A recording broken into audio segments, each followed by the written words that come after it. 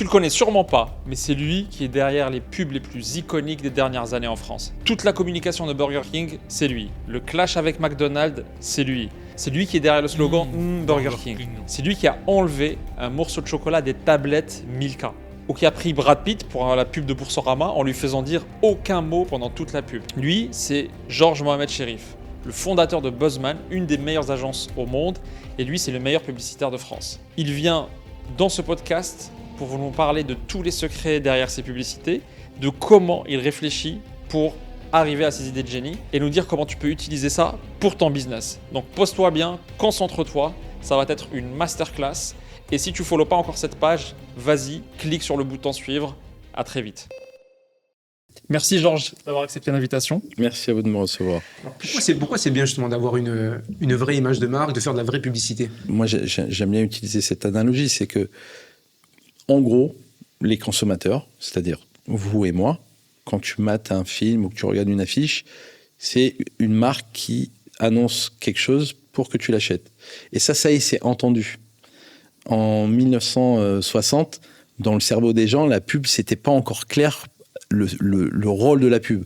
Aujourd'hui, quand un mec fait une pub à la télé, il y a écrit dessus « Bonjour, je veux te vendre mon matos ». Et c'est OK.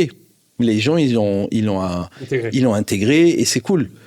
La façon de le faire, c'est ça qui change. C'est que aujourd'hui, quand les gens ils trouvent une façon, entre guillemets, de les charmer, parce que c'est ça qu'il faut faire.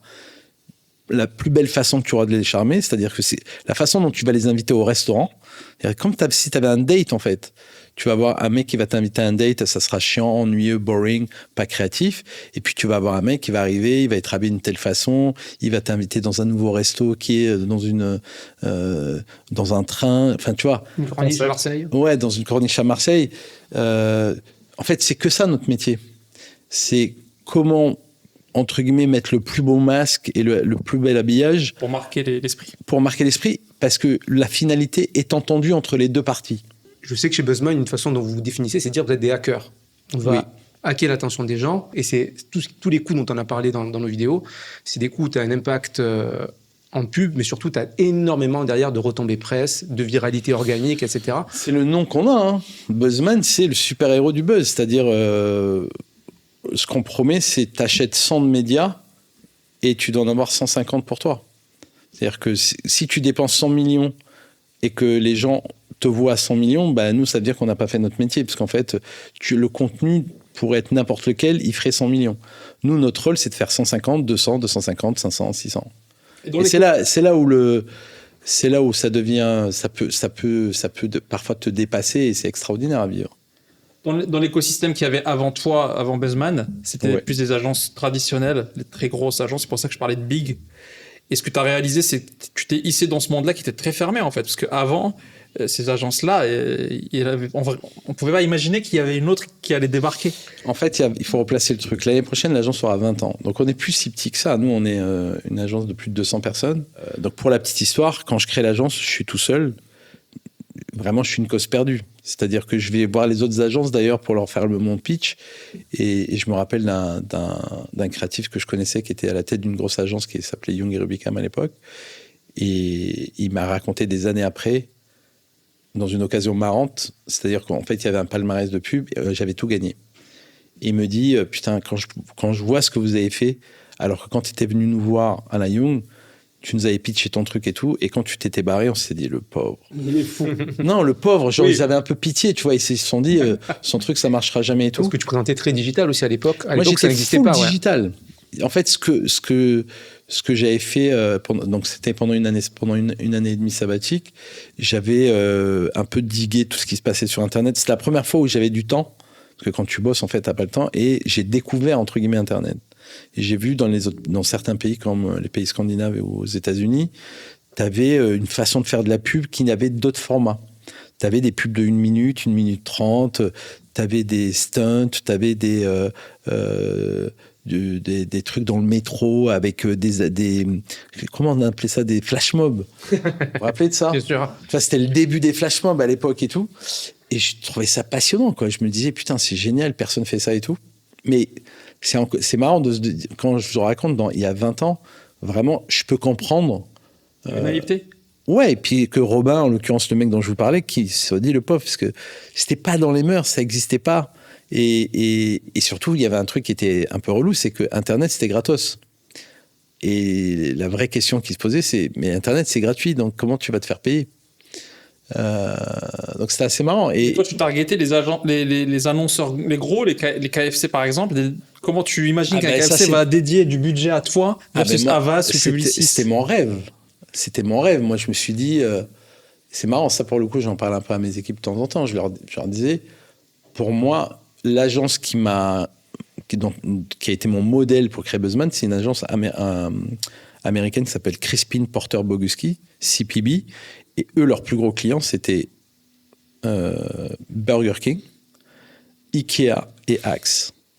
Et je me disais, mon modèle, c'est eux. Et un jour, quand je serai grand, parce que vraiment, pour moi, c'était un truc à 20 ans, j'aurai ces marques.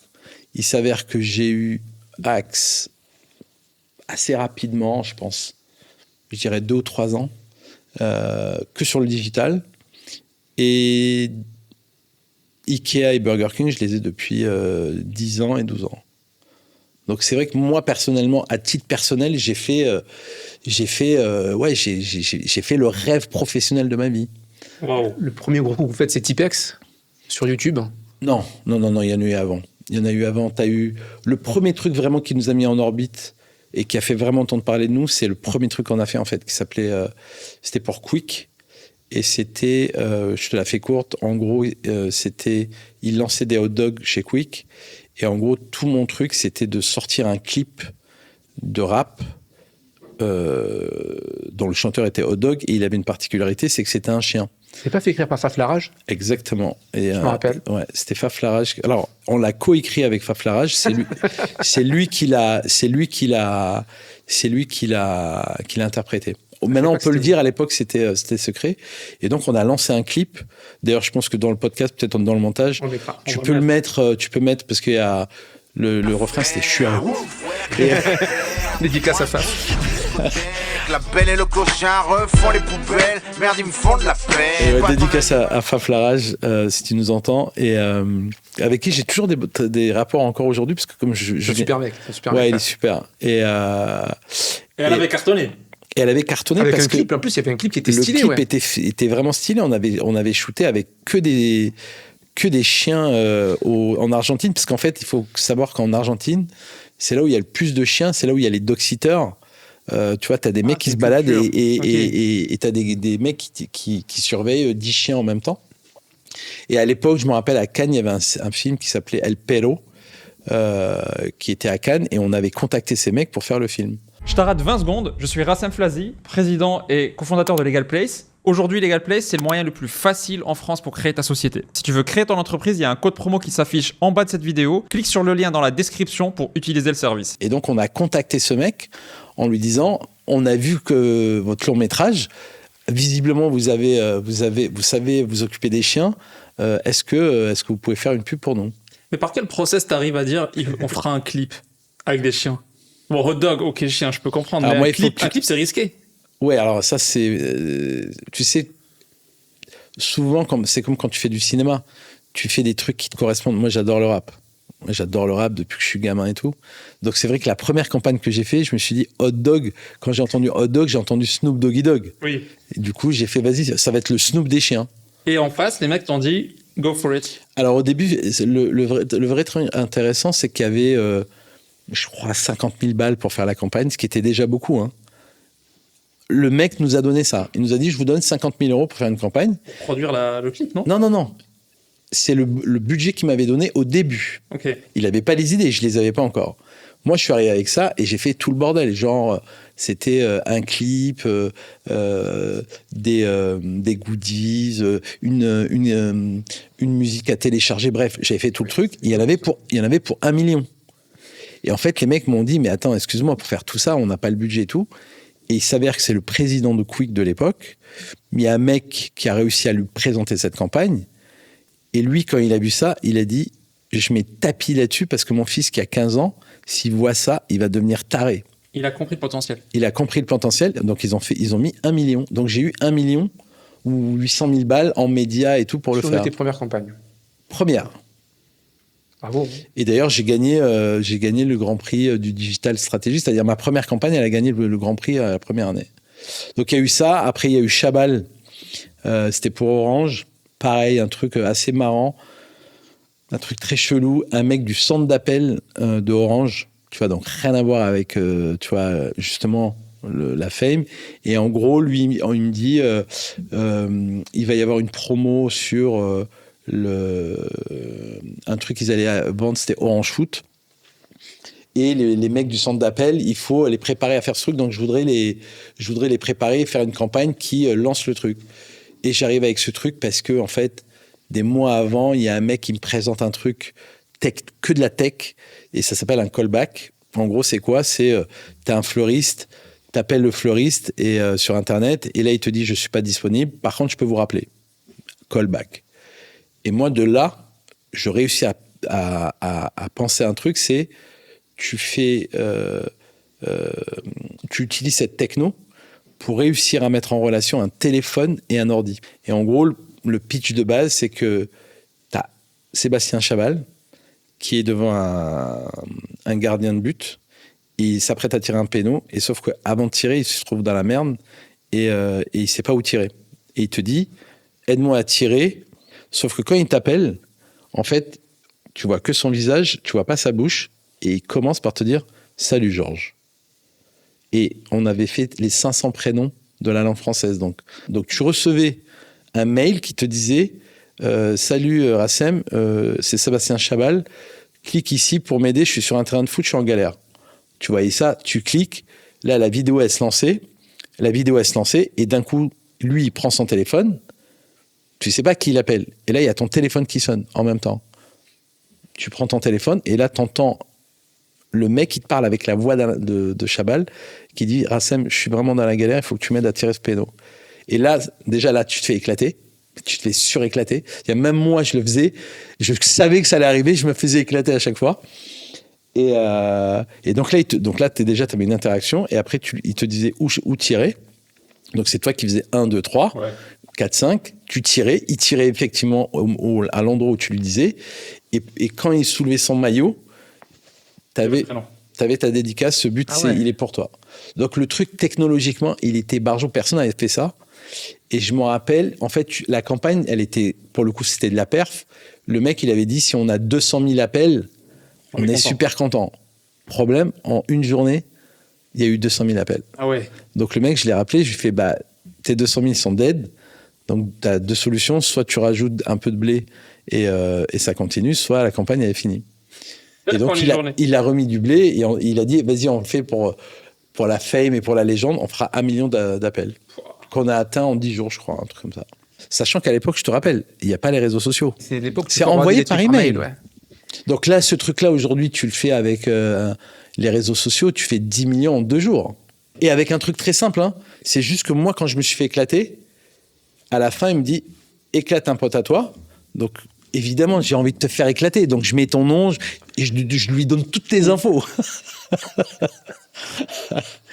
C'est énorme parce que ça va au-delà des pubs. Là, tu réfléchis vraiment viralité, beaucoup plus que pub. Ouais, c'est du divertissement. Ouais, c'est du divertissement qui fait parler. Buzzman.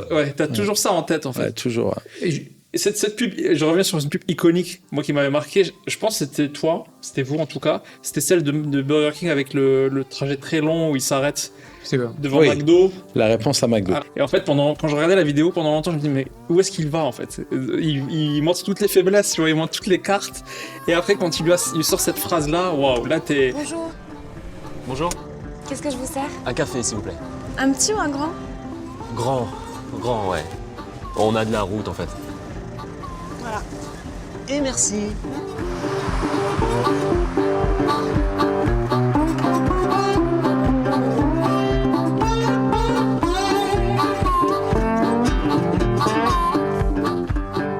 Là, t'as envie de la partager parce qu'elle est hyper puissante.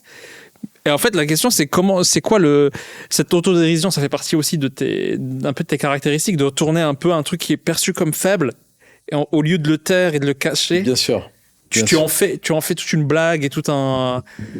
Ça fait partie de. C'est mon ADN, ouais, c'est mon ADN. Et après, je pense que je suis entouré aussi de gens qui sont dans cet ADN, et l'agence, elle transpire ça. Il faut trouver le bon client surtout. Il faut trouver le client qui accepte ça aussi, où c'est. Non, parce que les clients, moi, si j'ai un truc qui me rend faible. Il a raison. Parce qu'en fait, c'est les gens. Ouais, c'est les gens derrière. C'est les gens qui sont En fait, tu serais avec des gens différents qui n'ont pas le même ADN et tout, tu ferais pas les mêmes choses. Avec les clients qu'on a à l'agence, en fait, la seule différence, c'est qu'ils sont venus pour ça. Donc, ça veut dire qu'eux-mêmes ont envie de s'aventurer là-dedans. Par exemple, il y a des annonceurs, il y a plein de gens avec qui on refuse de travailler, pas parce qu'on les méprise, c'est juste parce que quand on les rencontre, on saura les limites. On sait que ça marchera pas entre nous. Okay. On va pas s'aimer. Et ils vont être malheureux et on sera malheureux. Et d'ailleurs, ils seront certainement plus heureux avec d'autres gens. C'est comme dans la vie amoureuse. Il y a des compatibilités. Il y a des partenariats qui vont mieux pas parce que ça va être toxique, nocif. Et on est avec des gens. Donc, c'est clairement les gens, en fait. Les marques elles-mêmes, tu vois, d'ailleurs, moi, je dis souvent à mes gars, je leur dis, et aux gens de l'agence, je leur dis, mais en fait, il n'y a pas de petite marque. Enfin, tu vois, Legal Place, par exemple, le sujet, il est tellement pourri. Enfin, tu vois, la compta, le légal. J'aimerais tellement faire des campagnes qui tuent là-dessus. Et tu peux en faire. D'ailleurs, j'en ai vu quelques-unes aux États-Unis et tout. Il y en a des biens. Moi, j'aime bien un peu les causes perdues et les trucs un peu chiants. Pour deux raisons. Un, si tu fais de la merde, personne t'en voudra parce que tout le monde dira ah ouais, bah c'est de la merde. Et deux, c'est des. Donc, et à l'inverse, si tu fais un truc bien, c'est d'autant plus valorisant. Parce que faire un truc bien sur Nike, c'est pas que c'est plus facile, mais. Tu fais plus voir, même si tu fais plus voir si tu fais un truc mauvais sur Nike. Bien sûr, évidemment. Moi, demain, si demain les mecs de Nike venaient me voir en me proposant leur budget mondial, éventuellement, je regarderais. Non, mais blague à part. Je vous écoute. Mais j'aurais plus la pression. Oui. Tu vois, parce que sur Nike, il y a tellement eu des campagnes de Maboul et tout que. Colique, ouais. Tu vois, c'est pas la même truc. Et puis c'est intéressant aussi de pouvoir façonner l'image d'une marque quand tu es au tout début, quoi. Alors, ça, c'est le troisième point et qui est en vrai le moins anecdotique et qui est le plus important. Tu vois, typiquement, là, on vient de gagner Aldi. Moi, j'adore le fait que on se retrouve dans, entre guillemets, la marque un peu qui est la moins performante à date. Et en plus, devant, t'as des mastodontes comme Intermarché, Carrefour, Lidl, etc. Donc là, le business, il est tough. J'ai vu des campagnes d'affichage Aldi, c'est déjà vous ou pas?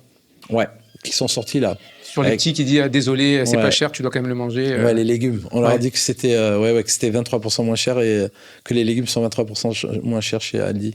Et qu'on est désolé parce que t'as un gamin qui est là. Est-ce que tu peux nous conduire dans ton process? Genre, est-ce que quand tu prends un dossier, Legal Place ou autre, ou Aldi, tu te dis, OK, je commence par étudier la target parce que autant Aldi, peut-être c'est tout le monde, et encore, il y a des tranches de population qui vont manger chez Aldi et pas d'autres. Tu commences par le persona clé, tu rentres direct dans le sujet. Comment tu... C'est important quand tu dis tu. Bien sûr, tu c'est l'agence. Ouais, tu c'est l'agence. Ouais. Mais moi, c'est pas l'agence. L'agence, c'est pas que moi, c'est beaucoup de gens. Non, mais c'est important parce que quand tu le dis, à chaque fois, ça me choque. Okay. En gros, un client arrive et il te dit bonjour, je veux faire parler de ma marque, je suis en difficulté là-dessus. Ok, il donne ça s'appelle un brief. Là, il y a les planeurs stratégiques qui prennent toute la data, les cibles, les produits, la concurrence, ce que font les gens en France, ce que font les gens à l'étranger. Ils font toute une analyse. Après, ils vont chercher dans les verbatims des gens, ce que pense la marque, ce que les gens pensent de la marque aujourd'hui. La perception déjà actuelle. Ouais, après, ils vont aller aussi voir des trucs plus exogènes à la marque. Ce que pense la société de cette marque aujourd'hui. Des trucs qui ont a priori pas beaucoup de rapports, mais qui ont beaucoup de rapports. Peut-être qu'ils vont chercher aussi des courants de pensée ou des courants, des tendances aujourd'hui qui pourraient éventuellement appuyer ou aider cette marque à se développer. C'est la sociologie, en fait, ce qu'ils font. C'est qu'on fait que de la sociologie. Vous appuyez beaucoup sur la culture. Parfois, vous reprenez des codes culturels, vous surfez sur... Ce qu'on veut, on est obligé de se servir de la culture et le but ultime, c'est faire partie de la culture. Ce qu'on appelle la pop culture. C'est-à-dire que tu rentres dans l'imaginaire des gens. C'est-à-dire qu'ils disent « Ah oui, cette pub-là, ouais, tu vois. » Toi, ton signe, c'est Bayrou qui fait Burger King. Bah, dans un franchement, conseil c'est marrant parce que j'ai pensé à ça, mais le jour où c'est sorti ce truc, je me suis dit « Putain. » C'est quoi l'histoire? Ah, tu connais pas? Non. On a fait donc la signature et le slogan, entre guillemets, de Burger King. On finit tous nos campagnes par Burger King.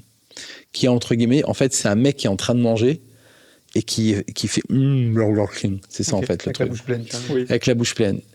Et alors, pour la petite histoire, quand même, ça, c'est assez intéressant parce que je pense que les gens qui nous écoutent, qui nous regardent, ils pensent que ce truc, il existe depuis longtemps. En fait, il n'existe pas depuis si longtemps. Il existe depuis, je dirais, 5-6 ans maintenant.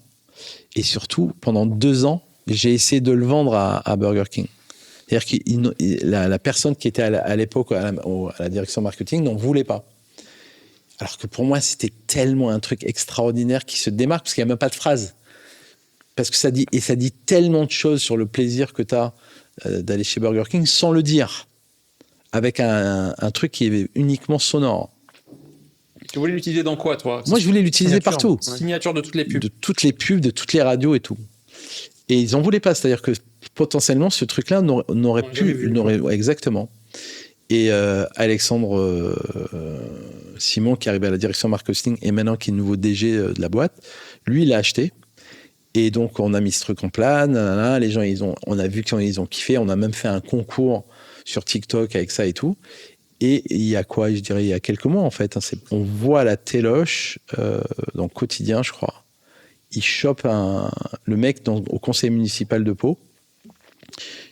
Il est en train de parler de je sais pas quoi, de parking ou je sais pas quoi, et il dit c'est un parking qui sera à côté de Burger. Et le mec fait notre pub comme ça en live avec notre signature sonore, tu vois. Ça veut dire que tu es dans la pop culture, parce que c'est le jour où le Premier ministre de ton pays, pendant une discussion qui n'a aucun rapport, veut parler de Burger King et que son cerveau, il lui dit attention, tu vas dire Burger King, et qu'il se retrouve à faire le truc. C'est déjà répandu beaucoup dans la société. Et puis, attends. Le Premier ministre, quoi. Et surtout, ce qu'il a fait, ça a été repris partout. Tout le monde a fait des vannes là-dessus. Et d'ailleurs, nous, évidemment, on a fait une vanne quand il est parti. Et on lui a dit qu'il avait peut-être un job chez nous. On s'est pas gêné. Donc tu disais planeur. Les planeurs, Donc eux, ils bouffent le truc. Ouais.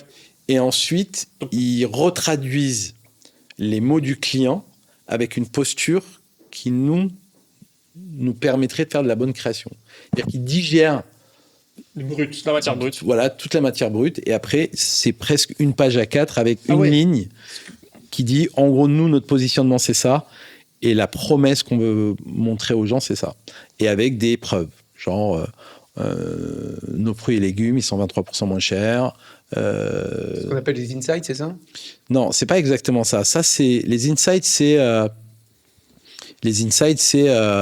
les enfants, ils aiment pas les légumes, ils aiment pas les fruits. Et on a une campagne sur les fruits et légumes. On utilise des enfants parce que quand tu vois un gamin qui aime pas les légumes, non, mais surtout ça parle aux gens parce que ça te touche, tu vois. Ouais. Là, tu vois. J'ai pas mon téléphone, putain. Je vais vous faire un truc en avant-première. Ça, c'est vraiment un insight. Alors, c'est pas un insight forcément comportemental. Ça, pour le coup, c'est un insight de ce que tu vis tous les jours. C'est juste une radio qui va passer là sur Burger King. À la radio, donc t'es en bagnole, t'es en train de rouler, tu vas à ton taf et tout. Allô, oui, bonjour. Alors oui, vous avez certainement déjà été appelé plusieurs fois concernant votre facture énergétique et les aides de l'État, mais aujourd'hui je vous appelle car vous êtes éligible au menu bon et pas cher de chez Burger King avec 2 burgers, une boisson et des frites pour 6 €. Vous me croyez pas? Attendez, je vous passe mon collègue. Tiens, c'est pour toi. Si, le menu bon et pas cher à 4, 5 et 6 €. C'est une vraie offre. Et c'est uniquement chez Burger King. C'est ça le truc. Pas mal. Donc, tu vois, c'est qui la voix d'ailleurs du on dirait JP François Berléand. Ah ouais. Ouais. Ah oui, ouais. quand même, hein. Alors, Signature, ça. c'est François Berléand. C'est pas le comédien. Tu sais, c'est pas celui-là. C'est un autre mec. C'est un mec. C'est une voix connue dans la pub. Mais c'est fou parce que là, tu reconnais direct que c'est une arnaque. Non, mais surtout, pour une fois, cette personne a un truc cool à vendre. Oui. Voilà. Donc tu as un A4 qui est un digest vraiment de Ouais. ce qui est le pur truc. Et ensuite, les créatifs commencent à bosser. Ouais. Et là, tu as 2 personnes. Tu as un concepteur-rédacteur et un directeur artistique. Basiquement, il y en a un qui est plus habile avec les mots et l'autre plus habile avec les visuels. Mais part du principe que finalement, ils bossent ensemble. Et après, eux, ils montrent, ils bossent. Et après, ils montrent leur travail à des directeurs de création ou à moi. Et comment on sait quand c'est une bonne idée, justement? C'est un truc où quand tu te dis, quand le mec ou quand quelqu'un me raconte ça, je me dis, putain, mais si on met ça sur les murs, ou si on met ça à la télé, ou si on met ça online, les gens, ils vont kiffer. En fait, moi, j'aime faire kiffer les gens. Ouais. Est-ce qu'il y a des méthodes pour avoir les bonnes idées? Chacun a la sienne, en vrai. Toi, j'ai entendu dire que tu aimais bien dans un demi-sommeil dans les siestes. C'est un truc de... Je pense que c'est un truc, tu sais, le moment où dont tu te sers pour faire de la sophrologie un peu. Hypnose, un peu. Ouais, Auto. je sais pas. J'avoue, je devrais en parler peut-être à un toubib un jour pour savoir, parce que c'est un truc assez naturel. Je me mets là, tu vois, j'ai des décisions importantes à prendre dans les prochains jours. Je me suis dit, ok, il faut que je prenne 1 heure pour que je me mette dans cet état et ça pour avoir les idées claires. Et c'est l'intuition après qui s'exprime. L'intuition, c'est beaucoup, parce que moi, en fait, eux, ils trouvent les idées et après, moi, je dois avoir un truc un peu schizophrène, c'est qu'il faut que je trouve le fait que ça soit une idée qui soit hyper créative, donc très forte. 2, que les consommateurs vont, 1, comprendre, 2, kiffer, 3, se dire oh, putain, c'est génial, merci d'avoir fait ce truc. Et 4, que mon annonceur, il va être facile à convaincre et que l'idée est tellement limpide que le mec va pas me dire ah ouais, mais non, c'est trop risqué, c'est trop audacieux ou je comprends pas, bah. Donc en fait, j'ai tout ce bordel à gérer et en gros, en général, j'ai à peu près 3 minutes pour faire tout ce que je viens de te dire. Et ensuite, une fois que j'ai pris la décision et qu'on dit c'est ce truc sur lequel on va aller, après, je dois aller voir le client et lui raconter l'histoire. Ouais. Et ça, c'est les fameuses scènes de Mad Men où le mec il arrive avec 3. J'aimerais être aussi bon que Don Draper. J'ai pu avoir 1 ou 2 réunions dans ma vie chez Buzzman où j'ai été un peu en Don Draper. Ah ouais? Ouais. Tu sais, des moments, t'es touché un peu par la grâce quand tu racontes un truc. Alors, mais, une campagne, justement, qu'on adore avec Racem, c'est Milka. Comment ça se passe, justement, le celle-là, pitch elle est de bien. Milka? Alors là, j'ai été Don Draper. Pour moi, c'est potentiellement la campagne la plus aboutie qu'on ait jamais faite et le truc que j'aurais jamais imaginé faire dans ma life de publicitaire. Donc en gros, ils nous disent voilà, faites-nous une activation parce que on n'a pas regardé le côté digital de la marque. Qu'est-ce que vous pouvez nous proposer? Donc c'est un pitch. Il y a plusieurs agences et il y a nous.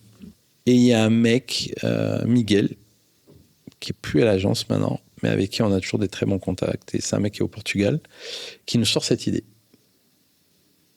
Et en fait, c'est là où... Qu'est-ce qui vous sort comme idée? Je vais la raconter, mais c'est là où c'est important parce que, en fait, normalement, la majorité dans la majorité des agences, quand le mec pitch ça, le mec, on lui dit non, mais vas-y, t'es un malade.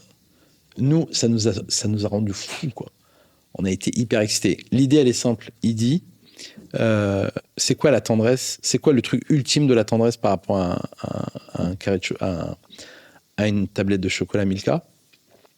C'est qu'en fait, dans une tablette de chocolat, le dernier carré, il est meilleur. En fait, non, mais tu sais, quand tu arrives au dernier carré, Oui, il est précieux. Ouais, mais même on dirait que le chocolat, il est un peu meilleur. Tellement il est bon. T'as pas envie qu'on te le pique et t'as pas envie de le filer. Et donc, on est parti de ce truc en disant, bah, justement, on va enlever de chaque tablette un carré, donc le dernier carré, et on va dire aux gens, c'est nous qui l'avons.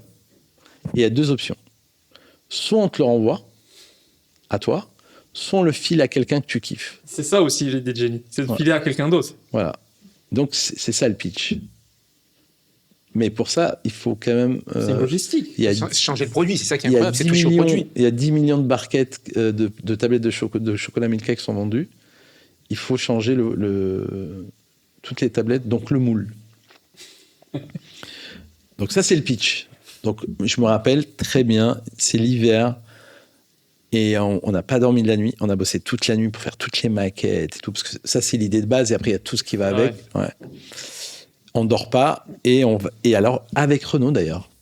J'étais avec Renaud Berthe. Okay. Ouais. Et à 9h du mat, on arrive là-bas. On est fatigué, mais tellement excité.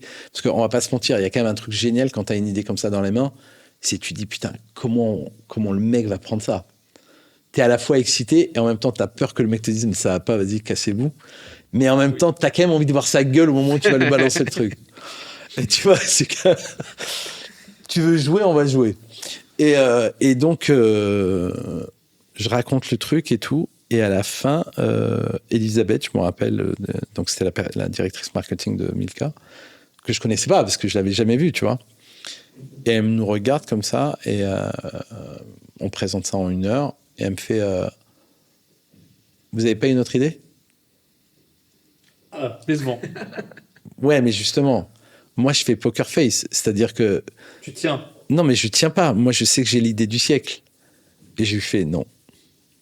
Je lui fais non. Et je lui dis, mais si vous me permettez, je crois que c'est la meilleure idée qu'on peut faire par rapport à votre brief. Et elle me dit, c'est pas faux. Et bam, moi je sais. Elle a testé. Non, mais en fait, à la fin de ma présentation, je savais que j'avais gagné. Et les agences derrière, parce qu'on était les premiers, je savais que c'était foutu. Et c'est normal, c'est une idée tellement dingue. Oui. Tu vois, je peux pas. Même le blocage, c'est sur la partie technique, logistique. Ouais, mais c'était son problème. D'ailleurs, après, quand elle m'a appelé pour me dire que, elle me dit, on a bien réfléchi, on va partir avec vous. Je dis, mais vous avez conscience que derrière, à faire, c'est du taf, quoi. Elle m'a dit, ouais, mais je m'en branle. J'ai trop envie de le faire et tout. Et franchement, c'est pour ça que je vous disais, l'agence, mais l'annonceur, la personne. C'est-à-dire que la meuf, elle est tarée. Elle est allée voir les mecs en Suisse. Elle a défendu ça jusqu'au pour le truc. Et alors, attends, c'est pas fini. Donc, les mecs disent applaudissements. Donc, elle fait un gros truc comme ça. Les mecs, applaudissements et tout. On commence à bosser. Ils briefent les usines, changer le moule, nanana. Sauf qu'il y a un mec chez Milka qui dit, mais attendez, c'est une arnaque, ce truc. Parce qu'on va garder le prix de la tablette. Il y aura moins de chocolat, genre. Mais il y aura moins de chocolat. Donc il fallait augmenter le poids du truc pour... Donc qu'est-ce qu'ils ont fait? Ils ont repris le poids du carré manquant. Ils l'ont réparti. Ben oui, obligé. Sur tout la truc. Donc reparti pour un tour. Mais moi, là-dedans, le flip que j'ai, c'est que ça a duré 1 an. Ah ouais? Ouais. Ah bah oui. Non, c'est pas un truc que tu fais en 15 jours. Tout le process... convaincre les boss des boss, convaincre les big boss, parce qu'on parle de beaucoup d'argent quand même pour faire ça. Et c'était, excuse-moi, c'est une activation française ou monde? C'était Europe? C'était France à la base, mais les mecs en Europe, quand on allait les voir, les mecs ont fait... Généralise. On va le faire en Europe. Et là, il y a eu d'ailleurs un truc assez intéressant, je vous raconterai après, mais chaque pays n'a pas fait la même chose, je vous raconterai. Et moi, j'avais peur d'un truc, c'est que j'avais peur qu'un concurrent... En fait, ce truc... Il y a eu beaucoup de gens qui l'ont entendu. Je me suis dit, s'il y a un mec qui entend parler de ça, il peut le faire. Un concurrent plus petit, il peut le faire plus vite, tu vois. Et je me disais, putain. Et je me disais, je sentais que ça serait... je me suis dit, on peut prendre un Grand Prix à Cannes. Ce qui était notre but ultime. Et je me suis dit, je suis sûr qu'on va avoir un gold. Et tout le monde me disait, ah mais non, tu crois... Je dis, franchement, on va avoir le gold. Et moi, au fond de moi, je me disais, peut-être on peut prendre Grand Prix, tellement c'était ouf. Il s'avère que ça a été vraiment un gold et pas le Grand Prix. Donc ça m'a un peu déçu, mais ça a été le premier Gold Lion de l'agence. Wow. Et pour la petite histoire, donc ils disent qu'il faut le faire à tout le monde et tout. Et donc je vous rappelle le pitch. Soit on te le renvoie à toi, soit on l'envoie à quelqu'un que tu kiffes. Typiquement, par exemple, en Allemagne, les mecs, ils l'ont envoyé à des... genre, imagine à 70% à quelqu'un qui kiffait et 30% ils l'ont gardé. En France, la majorité, ils se le sont envoyés à eux. Et les meilleurs du monde, parce qu'on a tombé dessus des années après, c'est les Russes, où ils ont fait le dernier carré, mais ils n'ont pas fait le dernier carré. C'est-à-dire, il y avait tous les carreaux. Il y avait tous les carrés, pardon. Pourquoi? Je sais pas, on n'a jamais compris. On s'est dit, mais ça marche pas leur truc. Mais en plus, au-delà de la tablette, c'est après la logistique de impacter les carrés individuels, les envoyer. C'est les carrés individuels, oui. C'est une dinguerie, ça. Ouais. Est-ce qu'il y a des chiffres sur le succès? Alors, le buzz était énorme, les gens en envoyaient partout, donc non seulement les mecs ont kiffé, mais aussi ont fait kiffer leur entourage.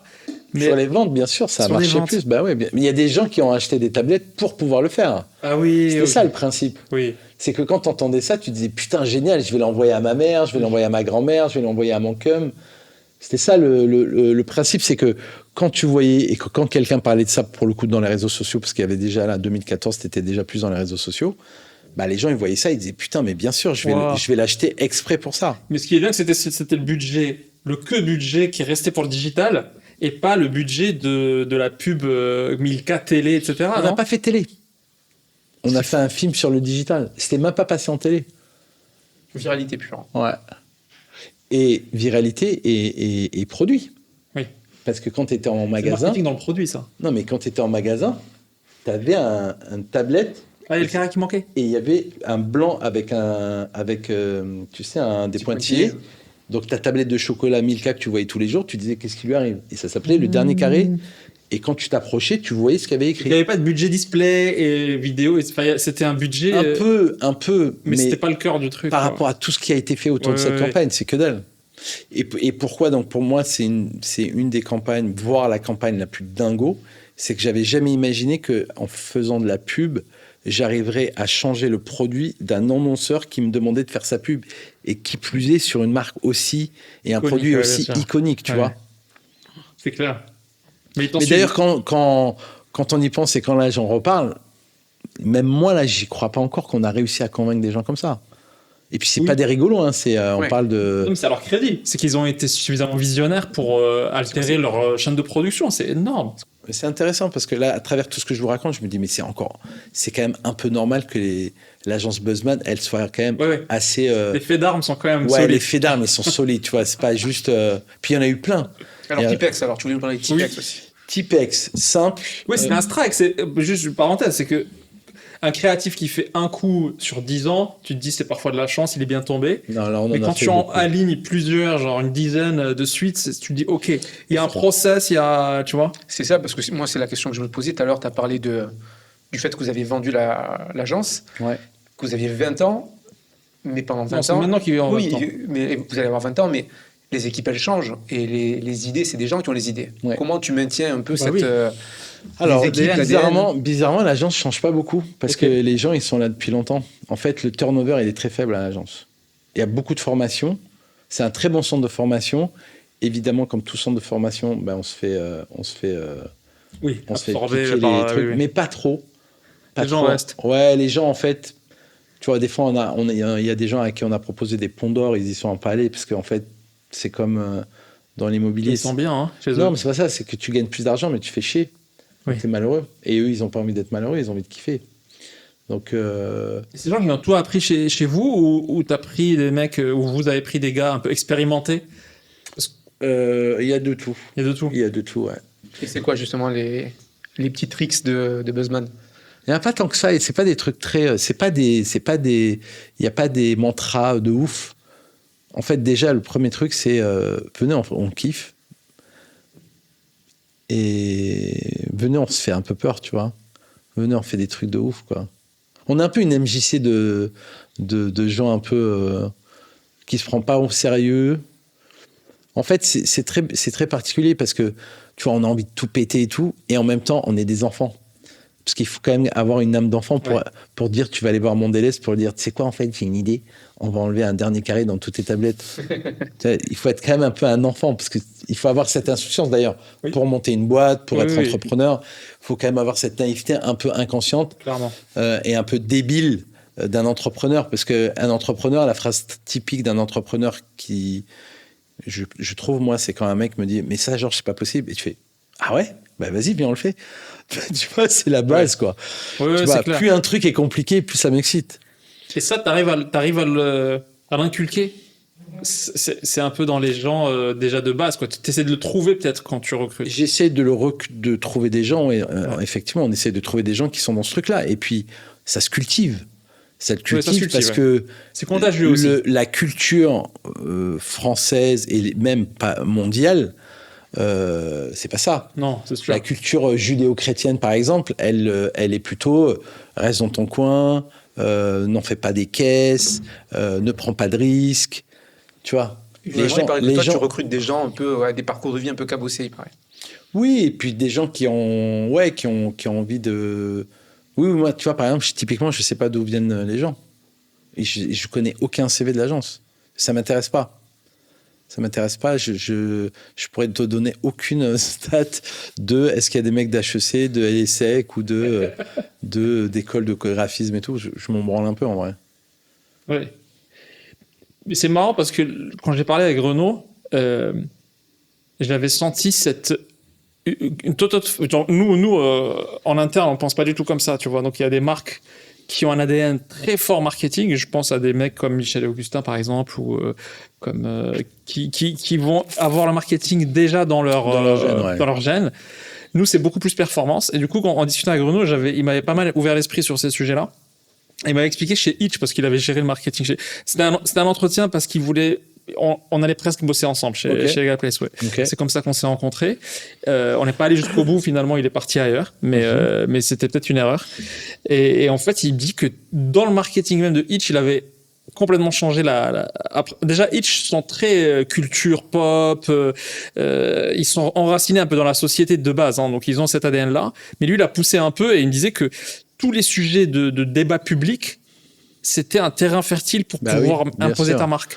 Et en fait, il me disait, il fallait avoir une voix dans le débat public, quelque part. Oui, c'est exactement ça. Mais d'ailleurs, vous êtes un sujet parfait pour la pub. Oui. Parce que c'est un truc, c'est concret. C'est-à-dire que si tu dis à n'importe quel mec dans la rue, salut, t'as créé une boîte dernièrement, ouais, vous êtes combien? 2 ou 3? Ok, t'es en galère de ta compta? Bah ouais, c'est une galère. 100% des mecs ont tenté 100% pour les URSAF, les trucs. C'est un mal de crâne pour tout le monde. Donc si c'est un sujet, tu en parles, tout le monde comprend. Moi, j'adorais faire une campagne pour de l'isolation de toiture. Non, mais on a tous été confrontés à un moment sur. Un truc sociétal, quoi. Ouais, et puis un truc de la vie de tous les jours. Oui, de tous les jours. Ouais. Tu vois, et pourtant, si un mec te dit bonjour, j'ai une marque de Isover d'isolation phonique ou thermique. À la base, je ne dis pas, mais moi j'adorais. Moi j'ai fait une campagne pour Velux, justement, je trouve ça marrant. Bah ouais, Velux c'est la folie. T'imagines un Velux que ça permet dans une maison? T'es dans le noir, dans les combles, tu mets un Velux, d'un coup c'est l'endroit le plus génial où tout le monde veut aller. Ouais, il y a de la matière, dans ces sujets-là. Mais est-ce que c'est quelque chose que tu internalises en tant qu'entrepreneur? Tout ce branding-là, c'est un travail permanent, ou est-ce que tu fais des campagnes et à chaque fois c'est agence, pitch, tatati? Comment toi il y a des marques avec lesquelles tu travailles en permanence? Nous on fait ah oui. Alors nous, je te disais Burger King par exemple, on est avec eux depuis 12 ans. Ouais. Ikea c'est 10, Boursobank ça doit faire 8 ou 9 maintenant. Non, on a des clients depuis longtemps maintenant. Pour toi, c'est un sujet plus difficile en matière, non? Non, la banque c'est. Non, ça tue la banque. Ouais. Tu sais, c'est simple. Hein, si je te fais le pitch. Ils avaient 1 million de clients quand on les a pris, ils sont à 8. 8,5. C'est une très très belle marque. Et c'était une banque en ligne et maintenant c'est une banque tout court. Justement, c'est vous qui avez fait la campagne avec Brad Pitt. Yes. Et il mesure l'impact. Tu as des chiffres justement sur le. Extraordinaire. Avant, après, sur Brad Pitt. En fait, c'est marrant, c'est la première fois où, quand j'ai vu le montage, en fait, j'ai vu le montage pas fini et on avait un déjeuner avec les clients et le lendemain, je devais leur présenter le film fini. Quand j'ai vu les premières images du montage, je l'avais un peu senti pendant le tournage, mais pendant le montage, quand j'ai vu, je leur dis juste à la fin, quand je vais vous le présenter, vous posez pas trop de questions sur est-ce que ça va être bien ou pas bien. Parce que la seule question que vous allez, c'est pas la seule question, la seule affirmation et la seule perception que vous allez avoir, c'est que en fait, c'est fini, vous êtes plus dans le combat d'être une banque en ligne ou pas. Est-ce que là, ça y est, vous rentrez vous allez être en compète contre les grandes banques. Parce qu'avant, ils disaient leur combat, c'était la première banque en ligne. Oui. Et là, je leur dis, c'est fini. Avec le film qu'on vient de faire, on va rentrer dans un autre. Non, mais tu veux que je te dise, non seulement ils étaient dans la banque, dans la cour des banques, mais en vrai, avec cette campagne, ils étaient presque un peu les tauliers, quoi. Pourquoi? Parce que la campagne était très bonne ou? C'est le pote avec Brad Pitt qui parle pas en fait. Qui parle pas, t'as pas vu ce truc? Non, ça me dit quelque chose, mais je me rappelle pas. En gros, c'est une pub classique avec une star qui parle du produit. Il montre la carte de Boursobank, il montre une affiche Boursobank. Et en fait, pendant toute la pub, tout ce qu'il dit, il est coupé. C'est-à-dire que tu entends les autres parler, mais lui, quand il parle, on l'entend pas. Et à la fin, tu le vois croiser un couple qui est en train de faire un jogging et elle lui dit « Mais tu connais pas Bourse-Banque ?» Parce que, je sais plus ce qu'il disait à la fin, mais elle est en train de lui recommander le fait d'être chez Bourse-Banque. Et en gros, ça dit... Nous n'avons pas besoin que Brad Pitt recommande Boursorama Banque. Parce que personne ne le fait mieux que nos clients. Très puissant, très puissant. Et donc- C'est-à-dire que quand tu te le prenais dans la gueule la première fois, tu fais Ça te waouh, marque. ouais, et tu dis c'est pas une banque en ligne. Tu dis c'est une putain de banque Ouais. et c'est des tauliers. Ouais, pour se payer Brad Pitt. Et puis Normal. le film est très bien produit. Non mais c'est pour se payer Brad Pitt et surtout ne pas, Le faire parler. pas l'utiliser. Et ça c'est pareil, tu vois, les clients, quand je lui pitch, je lui dis bon, je vous présente ça, mais pour le fun, tu vois. Je leur ai présenté une campagne avant, je lui dis voilà, c'est ça qu'il faut faire. Et je dis j'ai une autre campagne, je vais vous la présenter pour le fun. Mais je le dis pas en mode fake, tu vois, pour Oui. je prêche pas le vrai pour genre je le pense vraiment parce que le truc coûte une tonne. Et en plus d'ailleurs quand je leur présente, c'est avec DiCaprio. et Des petits DiCaprio, non, pas trop. Hein. alors à l'époque il n'en avait pas fait. Là il a refusé de faire celle-là et il a fini par faire une pub pour Fiat. Où il fait des pubs pour Fiat. Et donc, je lui dis ça, et il me dit « Ah non, mais j'en veux pas de la première pub, j'en veux pas de ta merde. Moi, je veux ça. Donc, c'est vraiment une histoire de personnage. » Ouais, et je lui dis, Oui, mais je lui dis, mais ça va coûter beaucoup d'argent de faire ça. Il me dit, je m'en branle, en fait, je veux ça. Et c'est marrant parce que quand tu vois le film fini, tu dis, putain, t'as tout un fantasme. Tu dis, mais l'agent, c'est des ouf. Parce que déjà, il faut qu'il y ait un créatif qui me le raconte, qui ait les couilles de me raconter, Oui. sans que je lui dise, non, mais attends, vas-y, va jouer avec tes amis, on peut pas le faire. Donc moi, je suis assez fou pour dire, c'est génial, je vais le présenter. Après, je le présente au client et que le client, en 2 minutes, te dit, OK, go. Et là où c'est ouf, c'est que quand DiCaprio nous dit non, on l'envoie à Brad Pitt. 24 heures après, on a l'accord de Brad Pitt. C'est très Serge le Mito, cette phrase. Non, ouais, grave. C'est vrai que pris Et comme là, ça. j'appelle DiCaprio, Ouais, il ouais. dit fuck you, man. Pas aujourd'hui, genre. C'est totalement vrai. C'est-à-dire, pris hors contexte, tu peux vraiment penser que je suis Jonathan. Jonathan, je t'embrasse. Et donc, ça se fait vite. Ça se fait vite. En fait, je devrais pas le dire parce que ça a l'air compliqué, mais en vrai, c'est simple de ouf. Et Brad Pitt, quand ses agents et tout prennent le truc, ça les fait marrer. Vous avez. Ouais, il dit c'est chambé, go, et on n'a rien changé. En fait, quand on lui a vendu, on n'a rien changé. Il a demandé, et c'est normal d'avoir un œil sur le montage, et on lui a envoyé le montage. Il dit c'est génial, bravo. Toute proportion gardée, j'avais fait tout début, budget très très limité, mini pub pour Legal Place. C'était la seule folie un peu publicitaire qu'on avait faite et ça avait choqué un peu d'ailleurs l'écosystème tech. Et c'était juste très basique. On s'était dit on va être dans les champs, dans la nature. On va prendre des mecs qui sont grands, blonds, un peu vikings pour représenter les vikings. On les habille en vikings. Et en fait, genre eux c'est les entrepreneurs. Donc ils foncent en conquête, oh, ils gueulent, etc. Ils parlent pas français. Et à un moment, il y a un mec en costard. On avait pris un acteur ami qui avait joué dans Les Animaux Fantastiques, un Français, Jodorowsky, le fils de Jodorowsky. Donc il les stoppe comme ça en mode oh vous allez où machin. Est-ce que vous avez tel document? Est-ce que vous avez tel document? Et le mec se dit what the fuck, de quoi il parle? Et il s'énerve et il commence à gueuler, prendre ses papiers, il les déchire et il dit vous pouvez pas faire parce que c'est réglementé, c'est comme ça. C'est bien, c'est drôle. Et lui il est froid, il est tu sais genre l'administration. Oui, en mais fait. donc ça avait quand même un impact visuel ton truc. Oui, c'était C'est pas naze, hein. C'est Ouais, bien, ouais, c'est c'était bien. pas mal. Et en fait, on s'est fait un kiff. Et là aussi, on a voulu se faire un kiff. On a voulu faire un truc un peu Mais ancien temps. pourquoi tu parles de ça comme si c'était Pourquoi t'es pas resté là-dessus sur cette tonalité-là? En fait, je pense que on est tellement ingénieur et omnibulé par les chiffres. Oui, mais c'est pour ça que plus t'es ingénieur, plus il faut que t'as un mec à côté de toi qui fasse. Ouais. Tu Je sais, suis c'est d'accord. comme une équipe de foot. Dans une équipe de foot, t'as le défenseur Ouais, je suis d'accord. Ouais. qui casse des bugs et qui ratisse tous les ballons. Et puis t'as Dembélé qui met des buts de ouf. fait nulle part, donc quoi. il faut que t'aies les deux.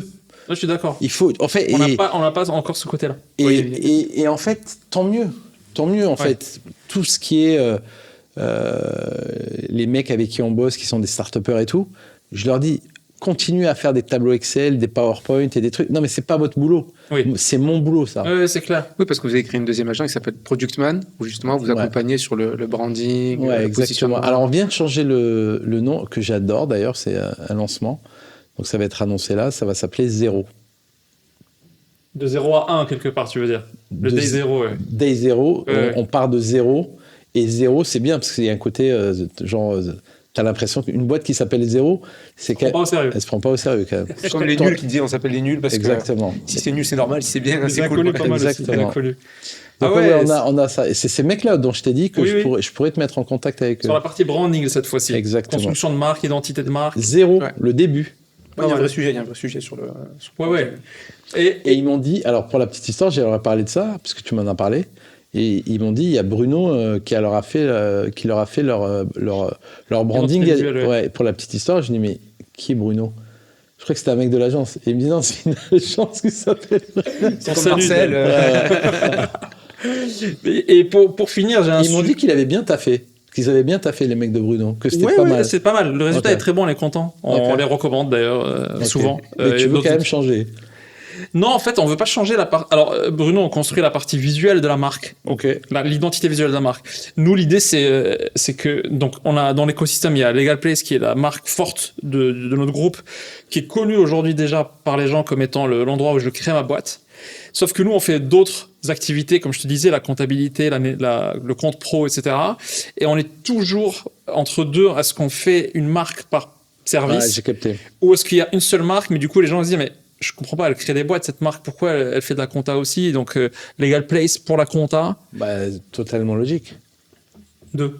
Bah, c'est une boîte une boîte qui aide à créer des boîtes et qui fait la compta, c'est d'une logique Oui. évidente. Ouais, tu pourrais Non, mais penser ça. le chemin entre les deux, Oui. il est à un D'accord. centimètre. Ouais. En tout cas, à résoudre, pour moi, c'est un truc facile. Bah, pour Tu moi- ferais ça et de la vidange de moteur, je te dirais c'est plus compliqué. Mais si tu fais, d'ailleurs, je te l'ai dit, tu crées des boîtes, mais est-ce que tu fais la compta, est-ce que tu fais, Oui. et tu m'as dit oui tout de suite. Non, les gens identifient ça dans le même. T'as raison, c'est de l'admin, Oui. c'est de l'admin, quoi. C'est, Oui. Et donc, mais on a des débats internes il y a des arguments pour le fait parce que quand tu n'as pas, imagine, t'es pas identifié comme un spécialiste dans la compta, tu seras pas dans les benchmarks, dans les classements, dans les articles où les gens parlent de ça. Il y a une confusion, ça crée un peu une confusion. Mais On va te régler ça. on va en parler. C'est pas compliqué. Il y a- Parce que c'est quoi les 3 piliers? Compta. Compta, néobanque, Création. donc la compte pro, donc un Ouais. peu bourseau, mais version pour entrepreneurs, quoi. Ouais. Et création de société, quoi. Alors le plus loin, c'est la néobanque. C'est Parce la que pour néobanque. le coup, Ouais. moi je peux te dire, vas-y, c'est quoi? Occupe-toi de ma création et de ma compta. La néobanque, je vais prendre vraiment une banque. Oui, ouais. C'est là le Tu le plus, dis, mais le plus gros en pilier. réalité, il y a beaucoup qui choisissent notre banque. Oui, Notre compte mais pro. non, C'est pas une banque. je parlais en perception comme ça. Oui, oui. C'est pas le truc le plus facile et logique. Je suis d'accord. Et Non. vous, justement, est-ce que vous avez des espèces d'exclus par secteur? Parce que là, on a parlé Oui. du bourseau, donc là, si on se parle De Legal Place. sur la banque, sur la néobanque, c'est. Après, on est Non, pas en- si on bosse avec 0, on peut le faire. Mais oui, demain, si Revolut vient nous voir, on peut pas bosser pour eux. Ouais, normal. Ouais. Belle marque aussi, Revolut. Ouais, belle marque, mais on va les éclater. Mais ils font pas beaucoup de pubs. Si tu rigoles. Si, un affichage et tout, c'est une folie. Ouais. Et ils dépensent un pognon. Ok. Mais pas des trucs créatifs de malade, si. J'ai pas été marqué par une campagne, en tout cas. Non. Ils ont pas l'ADN de. faire Non, des mais pubs ils sont en mode influenceur, Oui. ils sont sur plein d'événements, ils font du sponsoring de ouf et tout. Il y a très- Ils ont des gros moyens. Ouais, ils ont de gros moyens, c'est une belle boîte. Un dernier peut-être sujet, c'est. Mais beaucoup moins bien que Boursorama, qui est quand même la banque la moins chère depuis 18 ans en France. Et, Non, enfin, Bourso, c'est une belle réalisation française, hein, c'est sûr. moi, je fais la pub des produits auxquels je crois. Hein. C'est-à-dire que moi, tu vois, je pourrais jamais. le luxe. Non, mais je pourrais pas. Si Boursobank, tu vois, moi, j'adore quand je dis pourquoi tu bosses et je dis Boursobank, et les mecs me disent putain, mais j'y suis et tout, elle défend cette banque, j'adore. Fierté, ouais. Bah oui. Je préfère qu'ils me disent ça, qu'ils me disent putain, tes pubs, elles sont bien. Ça veut dire que je bosse pour des bonnes boîtes, tu vois. Oui. Tu vois, Ouais, c'est ouais. beaucoup plus intéressant. Peut-être comme on parle beaucoup des entrepreneurs, il y a aussi une idée que je trouve intéressante, c'est qu'un entrepreneur, quand il démarre, il n'a pas beaucoup d'argent, Ouais. mais il a beaucoup de temps et de créativité. Et donc, on voit aussi pas mal de marques qui se lancent avec des idées hyper...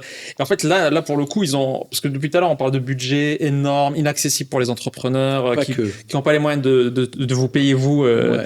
Mais tu as aussi un chemin de possible aujourd'hui avec les réseaux sociaux, avec l'IA, etc., Bien sûr. où si tu as l'idée, tu peux créer du buzz sans. Tu sais, on avait parlé de plein d'exemples, d'idées, mais il y avait celle-là qui m'avait marqué où une nana voulait absolument que. C'était qui? C'était une Kardashian qui devait. Kendall Jenner, ouais. Ouais, qui voulait absolument qu'elle essaye c'était des maillots, je pense, qu'elle faisait des maillots. Et du coup, elle a essayé par tous les moyens et les agents voulaient pas. Et à un moment donné, elle a offert le même maillot, enfin, son maillot à toutes les copines, Influenceuse. de la Kardashian. Et même pas, en fait, c'est vraiment Non, c'est vraiment ses copines Ah ouais, proches. ses copines, ouais. Pour que quand elles se retrouvent à la piscine toutes Elles ont ensemble, tous le même maillot. elles aient toutes la même marque et l'autre se dise mais pourquoi je l'ai pas. Et donc tout le monde dit oui, moi ça m'a été offert par les crèches. Et donc elle s'est sentie un peu rejetée T'as plein de formes aujourd'hui de publicité qui coûtent pas forcément cher. Hein. Un tweet, ça coûte 0. Hein. Ouais. Et pourtant il peut avoir une portée. C'est une des meilleures. Alors, ce tweet-là, il a coûté rush parce que c'était. Ah non, il y en a une qui a vraiment pas coûté rush et ça a été fait par Burger King en Angleterre. C'était Kanye West, tu sais, quand il a commencé à se barrer en couille et qu'il commençait à avoir vraiment une très mauvaise image. Il avait fait un tweet qui disait en gros, McDo, c'est ma chaîne de resto préférée. Il avait écrit ça et les mecs de Burger King, ils ont répondu, mais genre quasiment illico en disant explains a lot. Waouh. En 3 mots, explains a lot. Pas mal. Bah, tu vois, ce tweet, il a coûté 0 balles à faire. Les community managers de Burger King sont chauds, hein. Non, alors les community managers de Burger King, c'est les community managers de Buzzman. Ok. Ils bossent chez Buzzman. Ah, vous avez ce service de community oui, management. oui, Ok. oui. D'ailleurs, j'adore dans Réparti. dans LinkedIn, les mecs ils disent souvent, ou dans les réseaux sociaux, ils disent putain, le CM de Burger Ça, je le King. dis parce que je le Ouais, dis. le CM de Burger King, il est chaud, il faut l'augmenter et tout. Et à chaque fois, j'ai envie de dire, il est chez nous. Ryanair, ils sont bons aussi. Ryanair, ils sont souvent bons. quand t'as des trucs de luxe, ils Ouais. répondent, ils disent, tu risqueras pas de trouver ça chez Ryanair. Clair. C'est bien. Hein. Mais justement, on a fait. Moi, j'aimerais bien qu'on parle. Alors, on n'a pas parlé de Tipex, peut-être qu'on en parlera ou pas. Ouais. Et Burger King. On a fait plusieurs vidéos sur Burger King, et notamment, on a des petits hooks avec Rassem et Hugo, qui n'est pas là avec nous aujourd'hui, pour accrocher les gens sur nos vidéos. À chaque fois, tu sais pourquoi Burger King c'est mieux que McDo, tu sais pourquoi McDo c'est mieux que Burger King. Okay. Et là, tu sais qu'en rétention, déjà, tout le Ouais, monde va regarder la les gens, ils vidéo. t'écoutent. Quand tu commences comme ça ta vidéo, les gens Et- ils veulent savoir ce qui se passe derrière. Ah, C'est ok. incroyable. Vous avez Donc, fait tu vas- deux vraies campagnes où vous avez vraiment fait des mises en situation avec McDo. Mais je voulais juste te dire, pour te faire kiffer, on a fait plusieurs vidéos sur Burger King. Il y en a une où il y a un commentaire qui a été giga liké qui dit « J'ai jamais ri à une seule pub McDo. Burger King, c'est les big boss dans ce game. Ils arrivent toujours à retourner une situation à leur avantage et leurs pubs sont franchement drôles.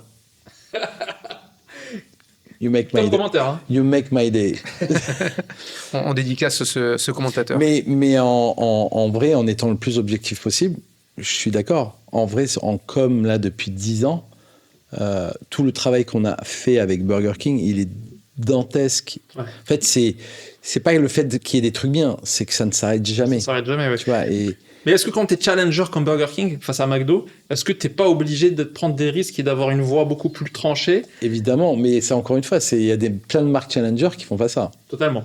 Et toi, au début, tu disais que justement, dans ton agence de rêve, il y avait Burger King. Mais Ouais. c'est parce qu'aux US, ils faisaient déjà un peu des choses dans l'ADN de ce que vous faites aujourd'hui. Total. Ouais.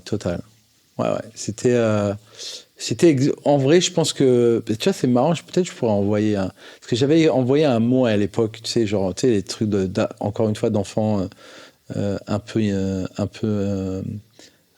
qui a pas de limite, tu vois. J'avais écrit un mot à ce mec-là, Alex Bogus, qui était le directeur de création, et je lui avais dit, tu sais, phrase de groupie, quoi. Je lui avais dit, putain, j'adore ton truc et tout. Je viens de créer mon agence et j'espère un jour faire des trucs aussi bien que ce que vous faites. Ça serait rigolo. Aujourd'hui, je lui envoie un lien avec tous les trucs qu'on a fait sur Burger King. Ben oui, ça serait ouf. marrant. Et cette pub là où ils ont pris un mec qui s'appelle King et une nana qui s'appelle Burger, ils se sont mariés. Non, et ça tout. c'est pas nous. Ça c'est, je pense, aux États-Unis. C'est quoi la logique de faire ça? Parce que c'est juste, c'est une anecdote, ça va pas faire. Enfin, c'est pas. C'est du stunt, quoi. C'est à chaque fois, c'est du stunt. Ouais, je sais pas, tu utilises les trucs de la life et t'en fais des contenus sur Internet qui font marrer les gens, tu vois. Et des fois, tu vois, c'est inattendu. Par exemple, d'avoir trouvé un mec qui s'appelle Burger, l'autre qui s'appelle King, et le faire, c'est quand même génial d'y avoir pensé. Ouais, même si c'est pas nous qui l'avons fait, franchement, c'est quand même assez génial. Ouais. Tu vois, tout à l'heure, tu parlais du truc quand ils avaient fait le truc de la... non, mais tu sais, avec le panneau de signalisation où le mec il roulait et tout. Ça, pour le coup, ça, c'était violence, tu vois. Ouais. On en a fait un truc génial. Mais t'imagines, nous, on venait, je sais plus, ça faisait quoi, 3 ans, je pense, 4 ans quand on avait Burger King. Et McDo fait cette erreur, c'est qu'ils attaquent Burger King, alors que... et ils attaquent Burger King, justement, sur un truc sur lequel il fallait pas les attaquer. Parce qu'en gros, ils disaient... Pour l'humour, sur nous, Challenger. non, même pas. Ils disaient, en gros, le thème de leur on est pub, c'est... partout. Nous, on est À partout. 200 mètres, tu te trouves En dans gros, nous, on est gros et ils sont petits. Et jamais tu fais de la pub pour... C'est vrai. Jamais tu te rabaisses à faire ça. C'est David contre Goliath, quoi. Bah Tu peux oui, pas mais non, Ouais, ouais. tu fais jamais ça. C'est vrai, tu le fais pas. Et en fait, pour la petite histoire, parce que ça montre, je pense, aussi l'ADN de l'agence. Parce que tu donnes l'importance à quelqu'un qui est beaucoup plus petit, c'est bizarre. Exactement. Et sachant que tous les trucs qu'on faisait depuis 3 ans, ils étaient chauds. On Oui. faisait vraiment des trucs bien. Donc à la limite, il fallait qu'ils nous laissent C'est tranquilles. une réaction, en fait. En fait, je pense qu'en vrai, ça faisait 3 ans qu'on faisait, depuis le jour de la création jusqu'à ces 3 ans, on faisait plein de trucs bien. Et je pense qu'ils étaient saoulés à un moment, ils se sont dit, vas-y, tu sais quoi, on va leur montrer à ces Ils ont petits une cons. pression en interne. Vas-y, venez, on va leur montrer ce que c'est les beaux gosses, tu vois. Et ils ont fait ce truc-là. Et en fait, moi, je suis en montage, je me rappelle, parce que c'est une histoire qui est vraiment géniale, parce que ça démontre, quand tu dis, est-ce que c'est moi qui inculque ça à l'agence? En fait, l'agence, elle est comme ça. Moi, je suis en montage, je reviens, le truc sort un mercredi matin, je crois, ou un mercredi après-midi, ou mercredi milieu de matinée. Les historiques, je les ai bien, parce que je me rappelle, tu vois, de comment ça se passe.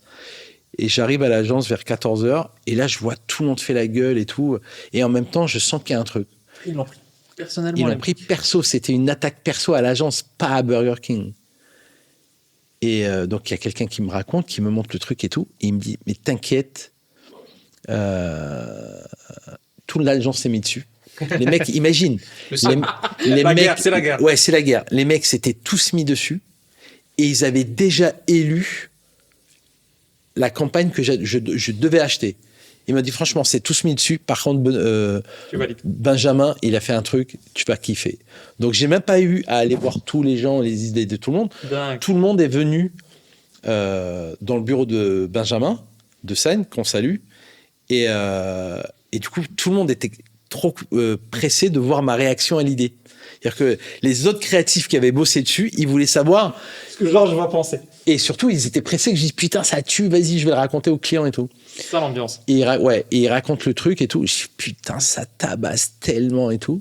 Je prends mon téléphone et donc je raconte l'idée au téléphone parce qu'on n'a pas le temps. Parce que le problème de cette campagne, si tu y réponds, il faut répondre tout de suite. Avant de sortir la vidéo. Non, mais là, je vais te raconter après les dessous de l'histoire. Je pense que je l'appelle une première fois, une deuxième fois, et lui, il était même pas au courant. Il finit par m'appeler, et à 17h, il m'appelle, je lui raconte ce qui se passe, il me dit, mais je n'étais pas au courant et tout. Donc, je lui dis, regarde la vidéo et rappelle-moi. Donc, il regarde c'est la le vidéo. boss. Ouais, et il me rappelle, il me dit, putain, ah ouais, ok. Et il me dit, vas-y, raconte-moi l'idée. Il me fait, vas-y, go. Mais en 3 secondes. Il me fait, vas-y, on y va et tout. Et je lui dis, par contre, il faut que tu me files du blé, il faut que tu me le files vite, parce que moi, là, je dois faire le truc, là, dans les 3 jours. J'avais appelé le réal, et en fait, le seul truc qu'on n'avait pas, c'est la bagnole. Oui. Il faut que ça soit la même bagnole Oui, et la c'est même la même. route. C'est la même Donc, on a route. trouvé une route qui ressemble pareil et tout, et c'était la même caisse. Et elle avait un bleu, c'était un bleu un peu merdique de Citroën Picasso. C'était la suite de l'histoire, genre, en fait. C'est la tu vois. suite de l'histoire. Et donc, on se dit, putain, on n'a pas le choix. En fait, on va devoir en choper une, en acheter une d'occasion. Donc, nous voilà sur le bon coin à chercher des Citroën Picasso jour même. pour le jour même et tout.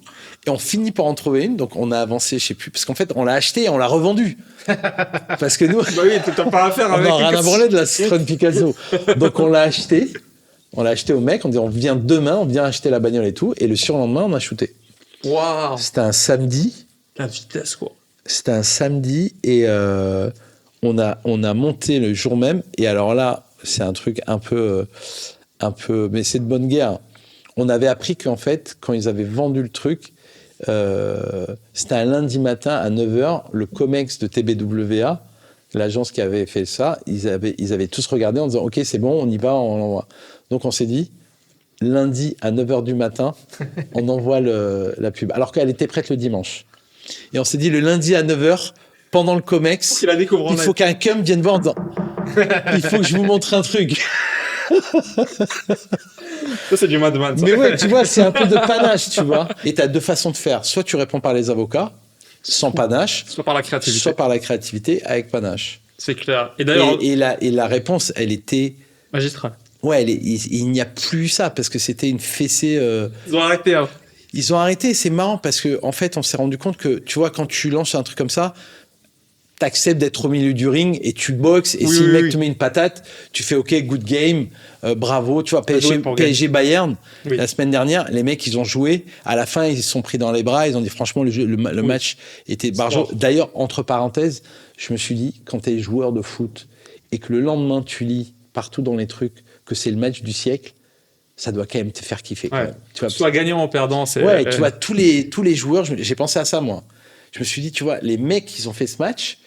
Quand tu vois le Guardian, le truc allemand, le truc français, le truc américain, tout le monde dit match du siècle, nanana. Putain, tu joues quand t'es joueur. Qui a été sur le ouais, terrain. tu dis putain, c'est nous qui avons fait ça, c'est génial. Fin de Ouais. la parenthèse. Et d'ailleurs, Il devait être footballeur pro, c'est pour ça qu'il il devait être footballeur pro. Et avant d'arriver, il était un peu en retard alors qu'il l'est jamais. T'as vu? Et je l'ai pas parce été. que- tu l'as pas été, mais presque, parce que tournage avec. Conversation avec Jamal Debout sur une pub. Que vous venez de sortir, ouais. Ouais, Que vous venez de sortir, Ouais. le burger qui se mange à une seule main. Ouais. Je te, Celle-là, je te raconterai après. Juste pour finir sur ce truc McDo, parce Oui. que c'est un truc qui m'attriste un peu, c'est que les mecs de Oui. TB et de ce que j'ai pu entendre, ils ont été vexés qu'on le fasse.